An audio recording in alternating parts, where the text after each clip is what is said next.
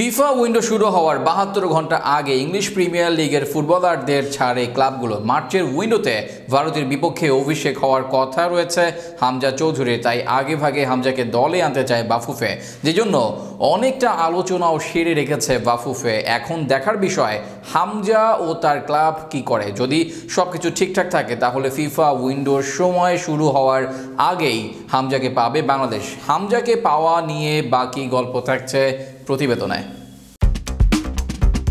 হামজা চৌধুরীর বাংলাদেশ অভিষেক নিয়ে জল্পনা কল্পনা শেষ নেই।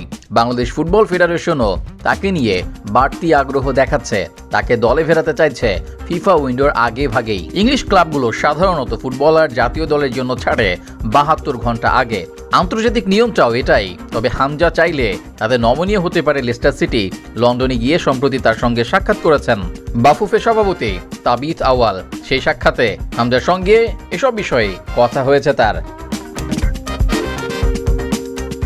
বাফুফের মিডিয়া কমিটির চেয়ারম্যান আমিরুল ইসলাম বাবু বলেন, হামজার ক্লিয়ারেন্সের জন্য আমাদের সভাপতি সর্বোচ্চ চেষ্টা চালিয়ে যাচ্ছেন। ইতিমধ্যে লন্ডনেও গিয়েছেন। লন্ডনে গিয়ে হামজা ও তার পরিবারের সঙ্গে কথা বলেছেন। আর বাংলাদেশে তাকে যে প্রকার সুযোগ সুবিধা দেওয়া হবে সেটার জন্য আমাদের সভাপতি গুরুত্বপূর্ণ ভূমিকা রাখবেন। হামজার জন্য বাফুফেকে বাড়তি কিছু কাজ করতে হবে। ফিজিও ডাক্তারদের মান আন্তর্জাতিক মানে উন্নীত করতে হবে।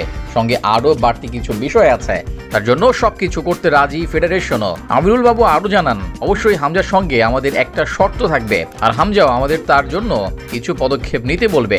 যেই শর্ত দেখ আমরা তা করতে প্রস্তুত আছি। ফিজিও ডাক্তার থেকে শুরু করে যা যা প্রয়োজন আমরা তা সব দিতে প্রস্তুত। হামজার মতো প্রিমিয়ার লিগের খেলোয়াড় দলে আসায় বাংলাদেশের ব্র্যান্ড ভ্যালু বেড়ে গেছে আন্তর্জাতিক প্রতিষ্ঠানের কাছে। বেশ কিছু প্রতিষ্ঠান এখন আগ্রহ দেখাচ্ছে বাফুফের কাছে। বাংলাদেশ জাতীয় ফুটবল দলের জার্সিতে সহসাই দেখা যেতে পারে আন্তর্জাতিক প্রতিষ্ঠানের লোগো, জানালেন আমিরুল। তিনি আরও যোগ করেছেন, হামজা বাংলাদেশের ফুটবলে দলের জার্সিতে প্রতিনিধিত্ব করবে, এটাই আমাদের জন্য একটা প্লাস পয়েন্ট। এদিকে দেশ ও বিদেশের অনেক স্পন্সর আমাদের দেশে আসার জন্য যোগাযোগও করেছে। ভারত থেকেও স্পন্সররা আগ্রহ দেখিয়েছে।